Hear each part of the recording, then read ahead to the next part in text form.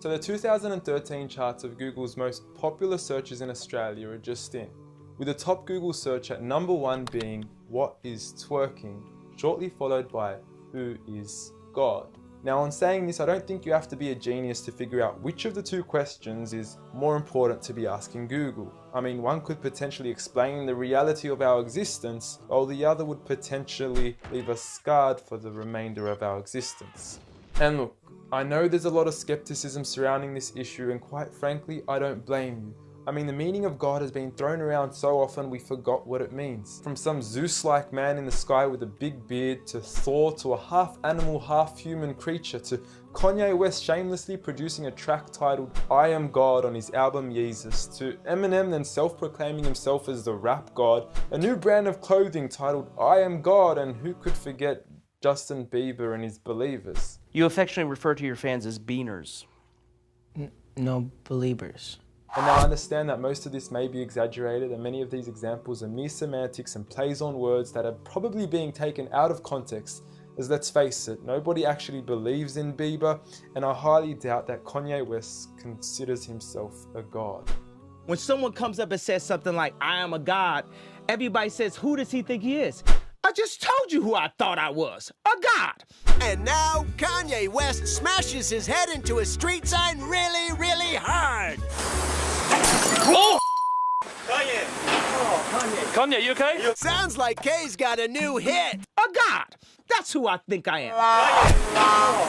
Kanye, you okay? So with all these misconstrued definitions of God, the least I could do is help clear the water and help us finally find out who is God. Well, to begin, let's start with the things that we all agree on. First and foremost, we're here. We just began and we exist. And like all things that begin to exist, they require a cause. Things don't just come out of nothing, and although at times we sometimes wish they would, they don't. If I told you that this glass sprang into existence, this glass made itself, you said Muhammad Ali's crazy.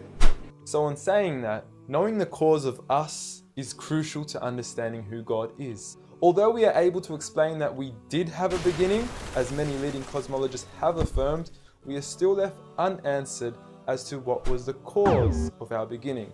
And before you lash out saying, "Oh, but we can't see what happened before we began," or "you can't prove there was a creator," we say quite openly, neither can you disprove a creator. And by observing the reality of our world and our existence, its order, its structure, and the systems, I see no reason not to believe in a creator. But then one may ask, where did this creator come from? What was the cause of him? And it will go on forever and ever, which would most probably lead to us never have ever been created. So for God to exist, he must exist without a beginning, therefore not requiring a cause, making him eternal. He should also be transcendent from his creation and not bound by any of the realms he had created, whether it is time, space, or matter. For instance, when Steve Jobs makes an iPhone, he doesn't become the iPhone, he is separate. And of course, we could also argue that he is one.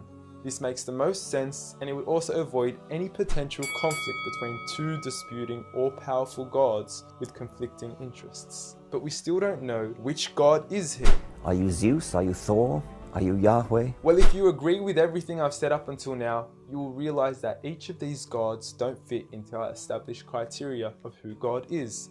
They are all created beings, they are not eternal, they have not created anything, they are dependent, and they require sleep, rest, oxygen, and food. So who is the one and only true God? I present to you a God who is one and only, eternal, exists without a beginning, who was uncreated, requiring no cause for himself, yet being the absolute cause and creator of everything else. Allah.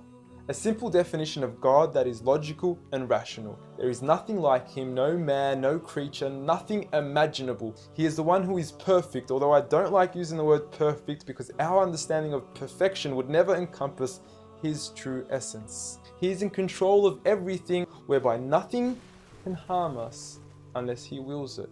He is the all-knowing, the all-hearing, and unlike our friend Kanye, he is the all-seeing. Many of us would then argue that although these verses do provide a logical and sound concept of God, how do we know that these words are indeed the words of God? Well, first and foremost, the Quran isn't just any book. It It was revealed over 1400 years ago as direct revelation from God to the final prophet Muhammad, peace be upon him, and was sent as the most eloquent piece of literature to before mankind. Revealed at a time where poetry was rife and to a population housing the best of poets, only to leave them speechless and at a loss for words. Now, what is important to note is that the Quran doesn't fit in any of the known classes of poetry nor prose. Rather, it is a fusion of both that even to this day shake the hearts of Muslims and non-Muslims alike. It's almost trance-like. I mean, you can hear it's very euphonic. I mean, there's a lot of internal rhyme and end rhyme, and the rhythm is not predictable, and it's beautiful. Even to this day, the Quran remains incomparable and stuns humanity with its accurate references to science and history, from accurate descriptions of the human embryo to historically accurate references to the different rulers in the different Egyptian dynasties. And no matter how many times people will try to discredit the Quran on its authenticity, it remains standing. Will you please, at the very next science lesson, get some salt water, get some fresh water, and mix them and see what happens? The Quran says 2 seas, not 2 cups of water. And to those that doubt it is from God, the challenge is simple. Bring forth something that can compare. And now, although this challenge has been attempted multiple times throughout the past, history has witnessed that no man has been able to rival the Quran. But does this challenge still apply today? Well, we could surely put it to the test, and who better to choose than the self-proclaimed rap god. Call yourself the rap god. Eminem, dubbed the best of his time, being incomparable with anyone in his league. The last thing the world needs is another me. Now, if we compare the works of Allah with the works of Eminem, we are left with this. Slickety gibbity hippity hip hop, rappity rap, pack and a mac in the back of the act, pack, rap, yak, yakity yak yak at the exact same time I attempt his lyrical acrobat stunts. Look, content-wise, I don't know. However, we can't deny that lyrically he is impressive. He has rhythm, rhyme, style, alliteration, and assonance. A short video online even indicates that in one of his songs he almost made every second to third word rhyme. But how does he compare with the Quran's smallest chapter of 3 verses, Surah Al-Kawthar?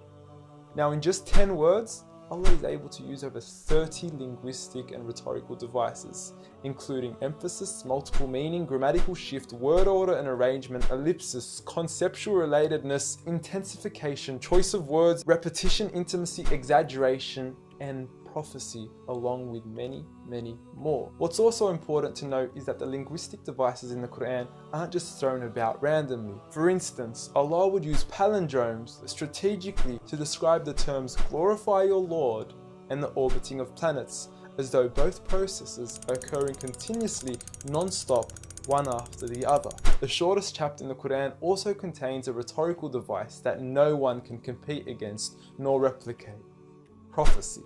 At the end of the first verse, Allah promises Muhammad, peace be upon him, that he would be given abundant good at a time when he was at one of the lowest points of his life, with a small amount of followers and low social status. He had even just lost his son, and his enemies were taunting him with cut-off lineage and progeny, yet Allah was promising him abundant good at this time.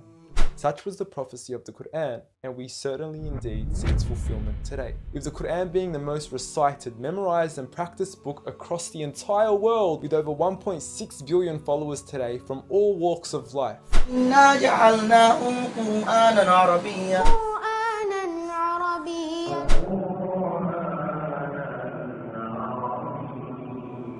Now, I know many of you are probably thinking, okay, cool story bro, but what's the purpose of the Quran? Well, the importance is that it gives meaning to life, from our overall purpose of existence to why we're here and what happens once we die. God teaches us that each and every single one of us is being tested. We weren't created for mere play, we were created with a purpose, and that is to be obedient to God and His rules. Those who believe, there is reward, and those that don't and are arrogant, there is a punishment. And look, I apologize for trying to squeeze all this into one small video, but I've given you everything you need to know who God is and why we are here. So read.